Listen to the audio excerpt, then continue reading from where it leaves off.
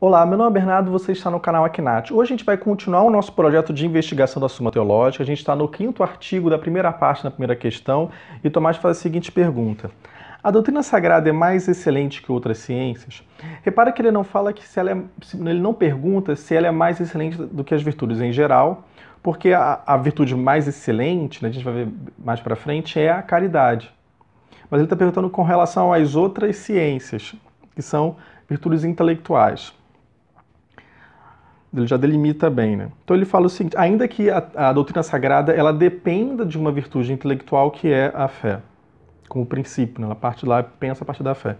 Então ele fala, e ele já coloca aqui, a gente vai ver a resposta, vai ver pelo menos, a gente vai ver uma consideração aqui, né? Além de ver a resposta do artigo, a gente vai ver uma consideração, a resposta da solução do primeiro argumento. Então ele fala o seguinte, ele diz que de fato a ciência ela é mais excelente das ciências, ele fala assim, como esta ciência, isso na resposta, como esta ciência é a um só tempo especulativa e prática, ela ultrapassa todas as outras, tanto as especulativas como as práticas. Entre as ciências especulativas, deve-se considerar como a mais excelente aquela que é mais certa ou a que tem a matéria mais excelente. Ora, sob esse duplo aspecto, a doutrina sagrada supera as outras ciências especulativas. É a mais certa, porque as outras recebem sua certeza da luz natural da razão humana, que pode errar, ao passo que ela recebe a sua da luz da ciência divina, que não pode enganar-se.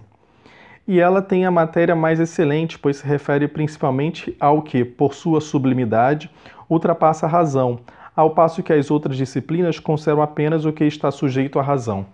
Então ela é mais certa, a gente vai ver depois uma consideração específica do que ela é mais certa, na resposta ao primeiro artigo, e isso é interessante, ela é até mais certa do que as ciências do âmbito natural. Então, por exemplo, você pega uma ciência intelectual como a matemática, na concepção de Tomás, a doutrina sagrada, por ela mesma, não por nós, a gente vai ver essa distinção, ela é mais certa do que, por exemplo, proposições relacionadas à matemática, sei lá, a soma dos ângulos internos de um triângulo é igual a 2 ângulos retos, né?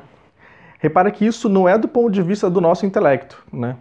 Que a gente pode ter menos fé, né? Mas isso do ponto de vista da própria ciência, e ela também é mais elevada, e isso vai ser explicado depois, por isso que eu estou apenas fazendo a referência, e também ela é mais excelente enquanto ela considera as coisas mais nobres, né? A partir da revelação divina. E o segundo aspecto, ele fala que é a mais nobre de todas as ciências, do ponto de vista teórico, e depois ele fala que ela é mais nobre do ponto de vista prático. Ele fala assim, entre as ciências práticas, a mais excelente é aquela que está ordenada a um fim mais alto, como acontece com a política em relação à arte militar.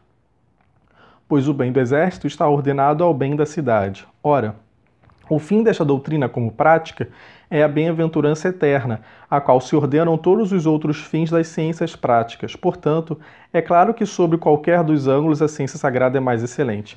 Aqui ele está dizendo o aspecto prático, a gente viu que a doutrina sagrada ela é tanto teórica como prática, só que ela é até mais teórica, né? Só que ela também tem um aspecto prático, a gente chama geralmente para delimitar, deixar mais claro, sobre teologia moral.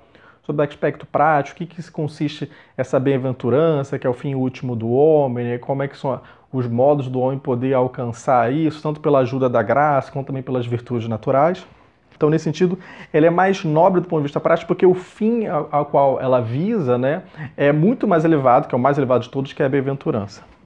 E depois eu gostaria de destacar mais uma resposta, que ele fala o seguinte, e aí é uma interessante uma objeção com relação à certeza. Porque muitas vezes, quando a gente vê do âmbito natural, pode parecer que, por exemplo, proposições, como a gente falou, proposições matemáticas, elas parecem mais certas do que a proposição da fé. Só que ele fala que isso não é tanto por causa da natureza da fé, mas por causa de uma debilidade do nosso intelecto. A gente vai ver que é o seguinte, olha só. Deve-se dizer que nada impede que aquilo que é mais certo por sua natureza seja para nós menos certo devido à fraqueza de nosso intelecto, que se encontra, como se diz no livro 2º da Metafísica, diante das mais altas evidências das coisas, como o olhar da coruja em face da luz do sol. Que é interessante essa metáfora de Aristóteles e que Tomás toma. A dúvida que pode surgir em alguns a respeito dos artigos de fé não deve ser atribuída à incerteza das coisas, mas à fraqueza do intelecto humano. Apesar disso, o menor conhecimento relativo às coisas mais elevadas é mais desejável do que uma ciência muito certa das coisas menores, como se diz no livro primeiro sobre os animais. Quer dizer, é próprio da natureza da fé algo certíssimo, e na verdade, na medida que você tem mais fé e mais elevada, essa certeza é ainda aumentada, inclusive também pela própria ajuda divina que dá a graça, né? É isso, são considerações mínimas, a gente está continuando esse projeto. Aqui a gente viu que ela é a mais excelente de todas as ciências e não a mais excelente de todas as virtudes, né? Lembrando que a caridade é mais excelente do que a teologia revelada. No próximo a gente vai fazer, no artigo 6º, né? na próxima terça-feira, né? A gente vai fazer essa distinção que ele coloca se essa doutrina sagrada ela é uma sabedoria. Então ele vai especificar de que maneira ela pode ser entendida como uma sabedoria, né? E se vocês estão gostando dos vídeos, curta os vídeos, compartilhe os vídeos e se inscreva no canal e até o próximo vídeo. Até mais.